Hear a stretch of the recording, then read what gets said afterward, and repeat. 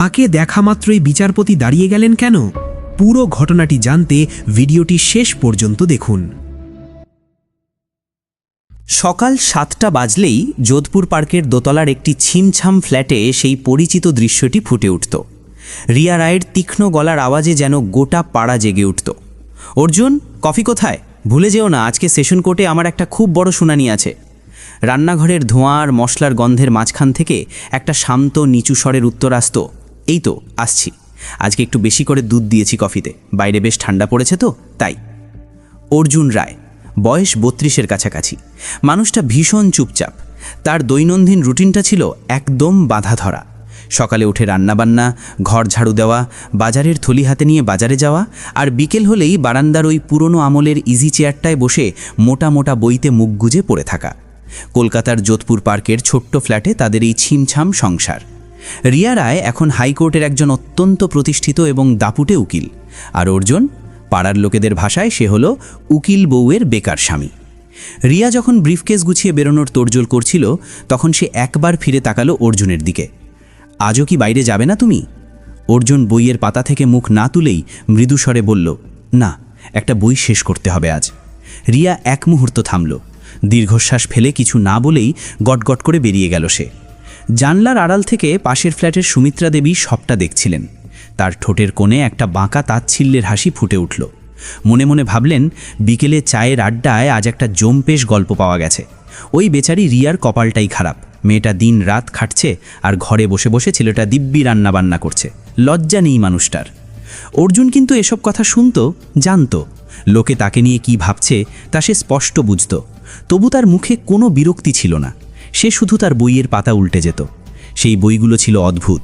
কখনো আইনের জটিল ব্যাখ্যা, কখনো দর্শনের গূঢ় তত্ত্ব, আবার কখনো বা মনোবিজ্ঞানের গভীর অলিগলি।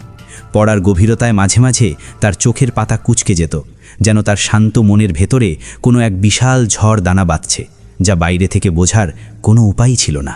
সময়টা ছিল নভেম্বরের শেষ সপ্তাহ, এক শনিবারের দুপুর। রিয়া রায় তখন কলকাতা হাইকোর্টে একটি অত্যন্ত হাই প্রোফাইল মামলার লড়াইতে ব্যস্ত।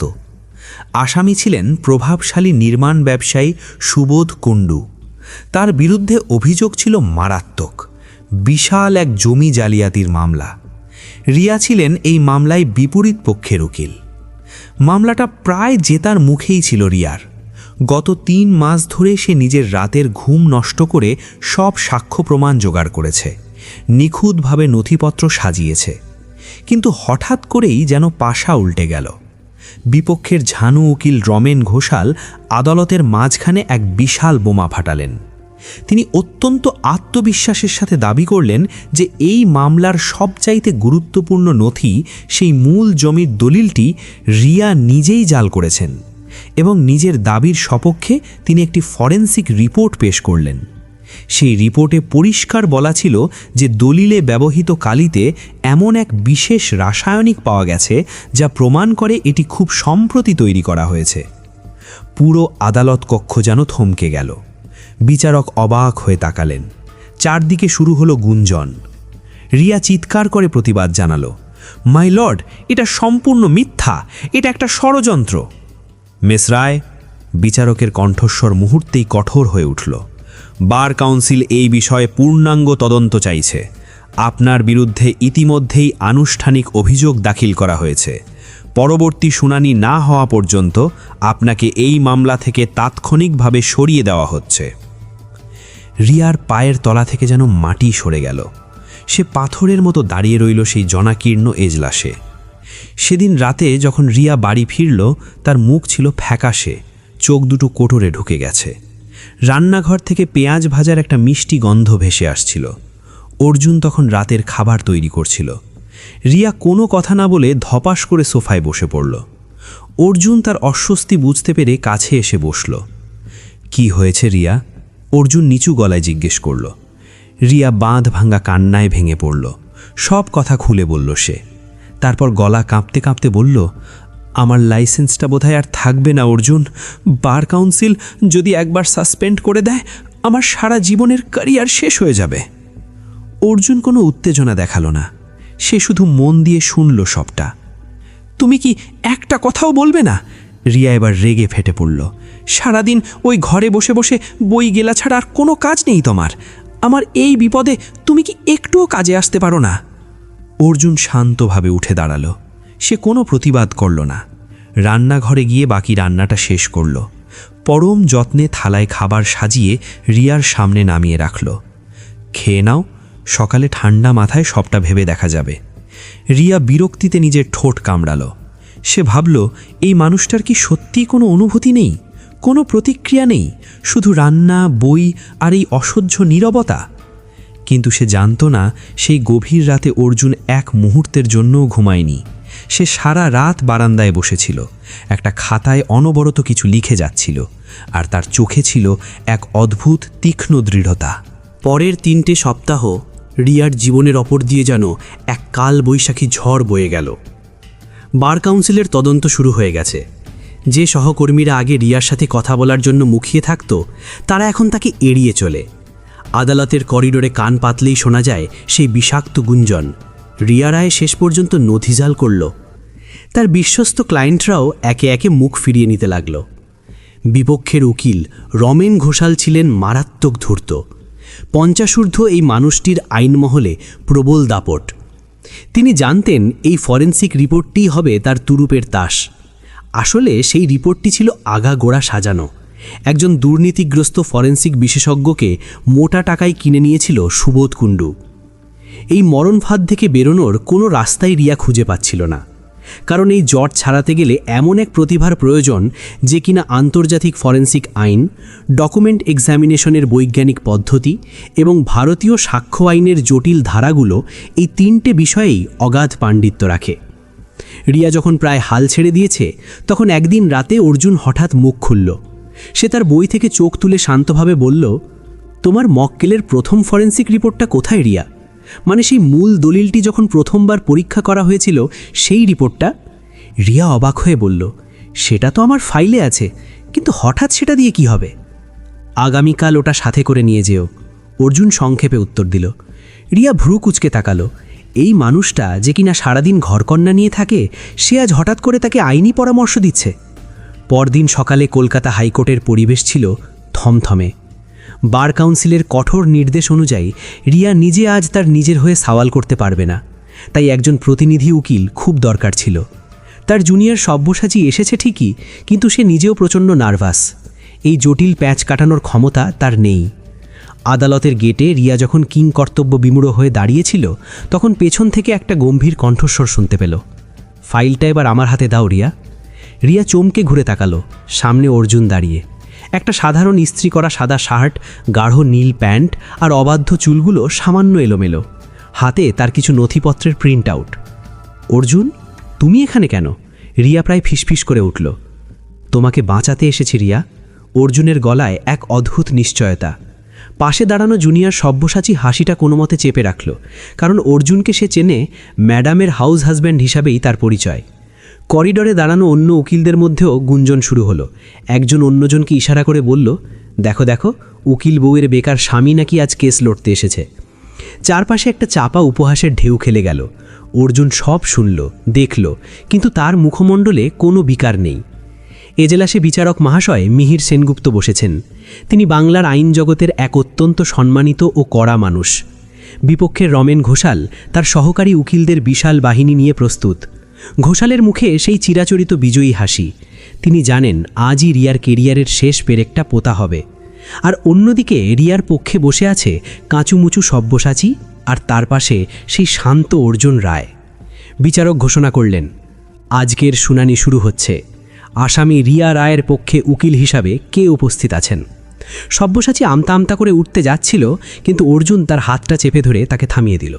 অর্জুন ধীর স্থির পায়ে উঠে দাঁড়ালো। মাই লর্ড, আমার নাম অর্জুন রায়। আমি আজ রিয়া রায়ের পক্ষে সওয়াল করতে উপস্থিত হয়েছি। পুরো আদালত কক্ষে এক মুহূর্তের জন্য নিস্তব্ধতা নেমে এলো। তারপর শুরু হলো চাপা ফিসফাস। ঘোষাল একটু টিটকিরি দিয়ে জিজ্ঞেস করলেন, মিস্টার রায়, আদালতের সময় নষ্ট করবেন না। আপনি কি আদৌ একজন এনরোল্ড অ্যাডভোকেট? হ্যাঁ মাই লর্ড, আমার এনরোলমেন্ট নম্বর হলো 2026/AB/48521। অর্জুন অত্যন্ত স্পষ্ট স্বরে বলল। বিচারক তার ক্লার্ককে নির্দেশ দিলেন নম্বরটি যাচাই করতে। ক্লার্ক কম্পিউটারে সার্চ করে কয়েক সেকেন্ড পর স্তম্ভিত হয়ে বলল, হ্যাঁ মাই লর্ড, এই এনরোলমেন্ট নম্বরটি সম্পূর্ণ ভ্যালিড। ঘোষাল মনে মনে হাসলেন। তিনি ভাবলেন কোনো একটা অখ্যাত ছোটোখাটো উকিল হবে হয়তো, 5 মিনিটেই একে ধুলোয় মিশিয়ে দেবেন। মাই লর্ড, অর্জুন তার বক্তব্য শুরু করল। যে বিপক্ষ পক্ষ যে ফরেন্সিক রিপোর্টটি পেশ করেছেন, যেখানে দাবি করা হয়েছে যে মামলার মূল দলিলে অতি সম্প্রতি রাসায়নিক সংযোজন করা হয়েছে, সেই রিপোর্টটিতে আসলে 3টি এমন মৌলিক ত্রুটি আছে যা একে আদালতে সম্পূর্ণ অগ্রাহ্য এবং বেআইনি করে তোলে। ঘোষাল ঝট করে দাঁড়িয়ে উঠলেন। অবজেকশন মাই লর্ড, এই রিপোর্টটি একজন বোর্ড সার্টিফাইড ফরেন্সিক এক্সপার্টের তৈরি। মাই লর্ড, যদি অনুমতি দেন তবে আমি সেই সার্টিফিকেশনটি নিয়েই প্রশ্ন তুলতে চাই। অর্জুনের কণ্ঠে এক অদম্য তেজ। বিচারক সেনগুপ্ত নড়ে চড়ে বসলেন। বলুন মিস্টার রায়। অর্জুন তার প্রিন্ট আউট থেকে একটি কাগজ বের করল।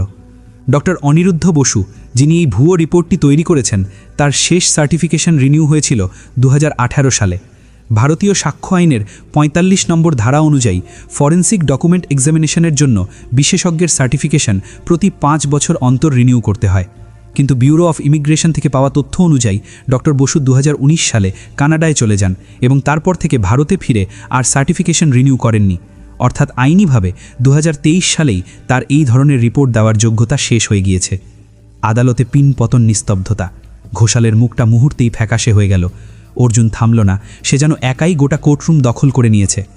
দ্বিতীয়ত মাই লর্ড, রিপোর্টে দাবি করা হয়েছে যে তারা ESDA বা ইলেকট্রোস্ট্যাটিক ডিটেকশন অ্যাপারেটাস ব্যবহার করেছেন, কিন্তু এই রিপোর্টে কোথাও উল্লেখ নেই যে পরীক্ষাটি ISO 57 মান মেনে করা হয়েছে কিনা। ব্রিটিশ স্ট্যান্ডার্ড BS/EN/ISO 6588 অনুযায়ী, যা আমাদের ভারতীয় আদালতেও স্বীকৃত, এই পদ্ধতি ব্যবহারের সময় নির্দিষ্ট আর্দ্রতা ও তাপমাত্রা নিয়ন্ত্রণের বিস্তারিত বিবরণ থাকতে হয়। এই রিপোর্টে তার ছিটে ফোটাও নেই। ঘোষাল এবার পকেট থেকে রুমাল বের করে কপাল মুছতে শুরু করলেন। আমতা আমতা করে বললেন, মাই লর্ড, এগুলো অত্যন্ত সূক্ষ্ম টেকনিক্যাল ব্যাপার। তৃতীয় এবং সবথেকে গুরুত্বপূর্ণ পয়েন্ট হলো, এবার অর্জুন গলাটা সামান্য চড়ালো, মামলার এই মূল দলিলটি 1997 সালে রেজিস্ট্রি করা হয়েছিল। সেই সময় যে কালি ব্যবহার করা হতো তা ছিল আয়রন গল ইঙ্ক। এই কালির একটা বিশেষ বৈশিষ্ট্য হলো এটি সময়ের সাথে সাথে অক্সিডাইজ হয়ে এক বিশেষ রাসায়নিক যৌগ তৈরি করে। ডক্টর বসুর রিপোর্টে যে সাম্প্রতিক সংযোজনের কথা বলা হয়েছে, সেই রাসায়নিক চিহ্নগুলো আসলে এই পুরনো কালির স্বাভাবিক বার্ধক্যের ফল, যা যে কোনো 30 বছর আগের দলিলে পাওয়া যাবে। এবং এটা প্রমাণ করার জন্য ল্যাবে যাওয়ারও দরকার নেই, কারণ 1997 সালের সেই দলিলে রেজিস্ট্রেশন নম্বর এবং সেই সময়ের জীবিত সাক্ষীদের সই আজও জলজল করছে। পুরো আদালত কক্ষ যেন এক অলৌকিক ঘটনার সাক্ষী থাকল। রিয়ার চোখ দিয়ে তখন অঝরে জল পড়ছে। ঠিক সেই সময় হলের একদম পিছনের সারিতে একজন মানুষ চুপচাপ বসে সব দেখছিলেন। তিনি হলেন জর্জ ম্যাথিউ, ভারতের আইন জগতের এক কিংবদন্তি, ব্যারিস্টার, সুপ্রিম কোর্টের সিনিয়র অ্যাডভোকেট এবং বহু আন্তর্জাতিক মামলায় ভারতের প্রতিনিধি। 70-এর কাছাকাছি বয়স হলেও তার বুদ্ধি আজও ক্ষুরোধার। তিনি এসেছিলেন অন্য এক মামলার কাজে, কিন্তু করিডোরে গুঞ্জন শুনে কৌতূহলবশত এখানে ঢুকেছিলেন। অর্জুনের গলার আওয়াজটা শোনার পর থেকেই তিনি কাঠের পুতুলের মতো স্থির হয়ে বসেছিলেন। যখন আয়রন গার্ল ইঙ্কের যুক্তিটা অর্জুন দিল, তখন জর্জ ম্যাথিউ সোজা হয়ে বসলেন। এই সূক্ষ্ম যুক্তি, এই অসাধারণ রেফারেন্স, এ তো সাধারণ কোনো উকিলের কাজ হতে পারে না। জর্জ উঠে দাঁড়ালেন এবং ধীরে ধীরে এজলাসের সামনের দিকে এগিয়ে এলেন। তিনি মানুষটার শুধু পিঠ দেখতে পাচ্ছিলেন। তারপর যখন অর্জুন কথা বলতে বলতে বিচারকের দিকে সামান্য ঘুরল, তখন জর্জ ম্যাথিউ থমকে গেলেন। মুহূর্তের মধ্যে তার হাত থেকে আইনি ফাইলটা মেঝের ওপর পড়ে গেল। পাশে থাকা তার জুনিয়র ভয় পেয়ে জিজ্ঞেস করল, স্যার, কি হলো আপনার? শরীর খারাপ লাগছে? জর্জ ম্যাথিউ কোনো উত্তর দিলেন না। তার চোখ তখন জলে চিকচিক করছে। সেই মানুষটি 15 বছর, দীর্ঘ 15টা বছর পর তিনি এই মুখটা দেখলেন। অর্জুন তখন তার শেষ তুরুপের তাসটি চালছে। মাই লর্ড, আমি এই মুহূর্তে আদালতে 3 জন সাক্ষী হাজির করার অনুমতি চাইছি। 1, রেজিস্ট্রেশন অফিসের সেই সময়ের কেরানি, যিনি আজও কলকাতায় বহাল তবিয়তে আছেন। 2, IIT খড়গপুরের রসায়ন বিভাগের অধ্যাপক ডক্টর পল্লব মজুমদার, যিনি এই বিশেষ কালির উপর গবেষণা করেছেন। এবং 3, স্বয়ং সুবোধ কুণ্ডুর নিজস্ব অ্যাকাউন্টেন্ট, কারণ আমার কাছে প্রমাণ আছে যে ডক্টর বসুকে এই জাল রিপোর্ট বানানোর ঠিক 1 সপ্তাহ আগে সুবোধ কুণ্ডুর অ্যাকাউন্ট থেকে 60 লক্ষ টাকা ট্রান্সফার করা হয়েছিল।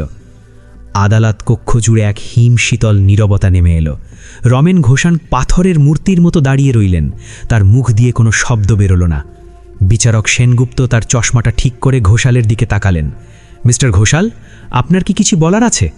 ঘোষাল কোনো মতে তোতলামে করে বললেন, মাই লর্ড, আমার একটু সময় দরকার। না, বিচারক গম্ভীর গলায় বললেন, আদালত মনে করছে অর্জুন রায়ের দেওয়া যুক্তি এবং তথ্য আজই এই মামলার মোড় ঘুরিয়ে দেওয়ার জন্য যথেষ্ট।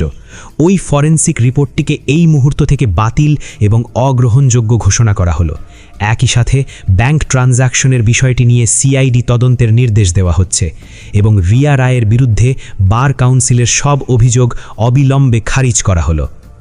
আদালত কক্ষ জুড়ে খুশির জোয়ার বয়ে গেল। রিয়া তার চোখের জল আর ধরে রাখতে পারল না। শুনানি শেষে অর্জুন যখন আদালত কক্ষ থেকে বেরিয়ে করিডোর দিয়ে আসছিল, তখন পেছন থেকে একটা পরিচিত কণ্ঠস্বর ভেসে এলো, অর্জুন। সে থমকে দাঁড়ালো। ধীরে ধীরে ঘুরে তাকাতেই দেখল সামনে দাঁড়িয়ে স্বয়ং জর্জ ম্যাথিউ। দুজনের মাঝখানে দীর্ঘক্ষণ কোনো কথা হলো না, শুধু দুটো মানুষ দীর্ঘ 15 বছর পর একে অপরের চোখের দিকে তাকিয়ে রইল। জর্জের চোখের কোণ তখন লাল, তার গলাটা আবেগে কাঁপছিল। কোথায় ছিলে তুমি অর্জুন? তিনি ধরা বলায় বললেন। 15টা বছর ধরে আমি তোমাকে খুঁজেছি পাগলের মতো। তোমার সব ফোন নম্বর বন্ধ ছিল, তোমার পুরনো অফিসে কোনো হদিস ছিল না, এমনকি সুপ্রিম কোর্টের রেজিস্ট্রিতেও তোমার কোনো খোঁজ ছিল না। তুমি কি মাটি ফুঁড়ে সেদিয়ে গিয়েছিলে? অর্জুন নিরুত্তর, সে শুধু একটা ম্লান হাসি হাসল। জর্জ ম্যাথিউ এবার অর্জুনের কাঁধে হাত রাখলেন। তুমি জানো অর্জুন, সেদিন তুমি চলে যাওয়ার পর আমি কতটা একা হয়ে পড়েছিলাম। তুমি শুধু আমার জুনিয়র ছিলে না, তুমি ছিলে আমার সেরা সহকারী, আমার দেখা সবচাইতে মেধাবী ছেলে। মাত্র 25 বছর বয়সে তুমি এমন সব যুক্তি দিতে যা আমার 30 বছরের অভিজ্ঞতাকে ম্লান করে দিত। অর্জুন আস্তে করে বলল, স্যার, সেই দিনগুলো তো এখন ধূসর অতীত। কিন্তু তুমি কেন সব ছেড়ে দিয়েছিলে অর্জুন? জর্জের গলায় এক গভীর আরতি। অর্জুন দীর্ঘশ্বাস ফেলে বলল, একটা মামলার কথা কি আপনার মনে আছে স্যার? সেই যে শিশু হত্যার মামলাটা, যেখানে আসামি ছিল এক প্রভাবশালী শিল্পপতির ছেলে। আমরা মামলাটা জিতেছিলাম ঠিকই, কিন্তু জেতার ঠিক 3 মাস পর সেই ছেলেটা টাকার জোরে জেল থেকে বেরিয়ে এসেছিল এবং ঠিক পরের বছর আবার একই অপরাধ করেছিল। সেদিনই আমার মনে হয়েছিল আইন হয়তো আমার জন্য নয় স্যার। আমি ন্যায় চেয়েছিলাম, কিন্তু জয়ী হয়েছিল ক্ষমতা। জর্জ দীর্ঘশ্বাস ফেললেন। কিন্তু আজ তুমি আবার ফিরে এলে কেন? অর্জুন রিয়ার দিকে তাকিয়ে মৃদু হেসে বলল, আজ প্রশ্নটা আমার স্ত্রীর সম্মানের ছিল স্যার। ততক্ষণে করিডোরে বিশাল ভিড় জমে গেছে। রিয়া সব্যসাচীর সাথে কথা বলছিল, কিন্তু অর্জুনকে জর্জ ম্যাথিউর সাথে কথা বলতে দেখে সে একদম স্থির হয়ে গেল। জর্জ ম্যাথিউকে চেনে না এমন কোনো মানুষ বাংলার আইন মহলে নেই, কিন্তু সেই মহিরুহ আজ অর্জুনের কাঁধে হাত দিয়ে পরম মমতায় কথা বলছেন, এটা দেখে রিয়ার মাথা ঘুরতে শুরু করল। সব্যসাচী ফিসফিস করে বলল, ম্যাডাম, উনি তো স্বয়ং জর্জ ম্যাথিউ স্যার, ওর সাথে অর্জুন স্যার কিভাবে? জর্জ ম্যাথিউ এবার রিয়ার দিকে এগিয়ে এলেন। আপনিই তাহলে রিয়া রায়? রিয়া থতমথ খেয়ে বলল, হ্যাঁ স্যার। আপনার এই শান্ত সাবিটির সম্পর্কে আপনি ঠিক কতটা জানেন? জর্জের মুখে এক রহস্যময় হাসি। রিয়া মাথা নিচু করে বলল, আমি তো জানতাম ও শুধুই। জর্জ ম্যাথিউ এবার ভিড়ের দিকে তাকিয়ে বলতে শুরু করলেন, সালটা 1998। আমি তখন ভারতের সবচাইতে কঠিন একটি পরিবেশ দূষণের মামলা লড়ছি, বিপক্ষে 20টা দেশের নামি দামি উকিল। আমি যখন প্রায় হার স্বীকার করতে চলেছি, ঠিক তখন আমার অফিসে ইন্টার্ন হিসেবে যোগ দিয়েছিল এই ছেলেটি। নাম তার অর্জুন রায়। কোনো বড় কানেকশন ছিল না ওর, কিন্তু প্রথম দিনেই ও আমার কেস ফাইলে এমন এক ছোট ছিদ্র খুঁজে বের করেছিল যা দিয়ে আমি মামলাটা জিতে নিয়েছিলাম। তারপর 7 বছর ও আমার ডান হাত হয়েছিল। 2005 সালের এক সকালে ও কোনো কথা না বলে শুধু একটা চিরকুট রেখে নিরুদ্দেশ হয়ে যায়। আজ 15 বছর পর বুঝতে পারছি, এই রত্নটি হারিয়ে যায়নি, শুধু ধুলোর আড়ালে নিজেকে লুকিয়ে রেখেছিল। রিয়া এক পলকে অর্জুনের দিকে তাকালো। সে দেখল অর্জুন দূরে জানলার বাইরে আকাশের দিকে তাকিয়ে আছে, একদম আগের মতোই, শান্ত, স্থিতধী। রিয়া বুঝতে পারল সে যাকে এতদিন অবজ্ঞা করেছে সে আসলে এক বিশাল সমুদ্র। সেদিন সন্ধ্যায় যোধপুর পার্কের ফ্ল্যাটে নেমে এলো এক নিবিড় শান্তি। রিয়া দরজা বন্ধ করে দিয়ে অর্জুনের মুখোমুখি বসল। বলো, আজ তোমাকে সব বলতে হবে অর্জুন। অর্জুন ধীরে সুস্থে কফি বানালো। 2টো কাপ সোফার টেবিলে রেখে সে বসল। কি জানতে চাও রিয়া? সব কিছু। কেন তুমি নিজেকে এভাবে গুটিয়ে নিলে? বাইরে তখন কলকাতার চেনা সন্ধ্যা নেমেছে। দূরে ট্রামের টুংটাং শব্দ ভেসে আসছে। অর্জুন শান্ত গলায় বলতে শুরু করলো, জর্জ স্যারই আমাকে মানুষ করেছিলেন, কিন্তু একটা মামলায় আমি নিজেই ভুল করে বসেছিলাম রিয়া। আমার মনে হয়েছিল আসামি নির্দোষ এবং আমি আমার মেধা দিয়ে তাকে বাঁচিয়ে দিয়েছিলাম। কিন্তু পরে যখন জানলাম সে সত্যিই অপরাধী ছিল এবং আমার ভুলেই সে ছাড়া পেয়ে আরেকজন নিরপরাধ মানুষের জীবন নষ্ট করেছে, তখন আমি আর নিজেকে ক্ষমা করতে পারিনি। সেই অপরাধবোধ থেকে পালিয়ে গিয়েছিলাম। রিয়ার চোখ দিয়ে জল গড়িয়ে পড়ল। তুমি আমাকে আগে কেন বললে না অর্জুন? তুমি জানলে কষ্ট পেতে রিয়া, আর আমি চাইনি তুমি একজন সফল উকিলের স্ত্রী হও। আমি চেয়েছিলাম তুমি শুধুই আমার রিয়া হয়ে থাকো, কোনো পেশাগত তুলনা যেন আমাদের সম্পর্কে না আসে। রিয়া উঠে গিয়ে অর্জুনিয়া হাত দুটো জড়িয়ে ধরল। কিন্তু আজ? অর্জুন হাসল। আজ তোমার বিপদ দেখে চুপ করে থাকা আমার পক্ষে সম্ভব ছিল না। ঘটনার ঠিক 3 মাস পরের কথা। যোধপুর পার্কের সেই ছোট্ট ফ্ল্যাটের সামনে এক রাজকীয় কালো গাড়ি এসে থামল। ড্রাইভার দরজা খুলে দিতেই সেখান থেকে নামলেন স্বয়ং জর্জ ম্যাথিউ। ওপরে গিয়ে কলিং বেল বাজাতেই অর্জুন দরজা খুলে দিল। আসুন স্যার। জর্জ ভেতরে ঢুকেই দেখলেন বসার ঘরের কোণের সেই টেবিলে এখন প্রচুর আইনের বই আর ল্যাপটপ। অর্জুন আর রিয়া একসাথে একটা কেস স্টাডি করছে। জর্জ হাসলেন। দেখছি তুমি তাহলে আবার পড়া শুরু করেছ। চায়ের আসর বসল। জর্জ তার ব্রিফকেস থেকে একটা মোটা ফাইল বের করে অর্জুনের সামনে রাখলেন। সুপ্রিম কোর্টে একটা খুব বড় মামলা এসেছে অর্জুন। পরিবেশ দূষণ নিয়ে এক বহুজাতিক কোম্পানির বিরুদ্ধে মামলা। হাজার হাজার মানুষের জীবন জড়িয়ে আছে এর সাথে। আমি চাই এই মামলায় তুমি আমার সাথে থাকো। অর্জুন ফাইলের পাতা উল্টাতে উল্টাতে হঠাৎ এক জায়গায় থমকে গেল। স্যার, এখানে একটা বড় আইনি মারপ্যাচ আছে। 14 ধারার আন্তর্জাতিক চুক্তির সাথে ভারতীয় জলপথ আইনের একটা সরাসরি সংঘাত তৈরি হবে এখানে। জর্জ ম্যাথিউ তৃপ্তির হাসি হাসলেন। ঠিক ধরেছ, ঠিক এই জায়গাটাতেই আমার তোমার সাহায্যের প্রয়োজন। অর্জুন একটু সময় নিয়ে বলল, স্যার, আমি হয়তো আগের মতো প্রতিদিন আদালতে যাব না, কিন্তু ঘরের কোণে বসে আপনারা রিয়ার সব মামলার স্ট্র্যাটেজি আমি তৈরি করে দেব। তাই হবে, জর্জ বললেন। ভারতবর্ষের শ্রেষ্ঠ আইনি মস্তিষ্ক আবার সক্রিয় হয়েছে, এটাই আমার কাছে সবচাইতে বড় পাওয়া। বারান্দায় রিয়া দাঁড়িয়ে শুনছিল তাদের কথা। তার চোখে এখন অর্জুনের জন্য এক গভীর শ্রদ্ধা আর ভালোবাসা। পাড়ার সুমিত্রা দেবীরা হয়তো এখনও ভাবেন উকিল বউয়ের বেকার স্বামী, কিন্তু তারা জানেন না ওই ছোট্ট ফ্ল্যাটের ভেতরেই এখন তৈরি হয় দেশের সবচাইতে বড় বড় মামলার রায়। সব ঝড় শব্দ করে আসে না, কিছু ঝড় আসে একদম নীরবে, আর সেই নীরব ঝড়ই বদলে দেয় গোটা ইতিহাস। ভিডিওটি ভালো লাগলে অবশ্যই লাইক করবেন। ভবিষ্যতে এমন আরও ভিডিও পেতে চ্যানেলটি সাবস্ক্রাইব করে আমাদের সঙ্গে থাকুন। আর কে কোন শহর থেকে আমাদের ভিডিওটি দেখছেন কমেন্ট করে জানাতে ভুলবেন না।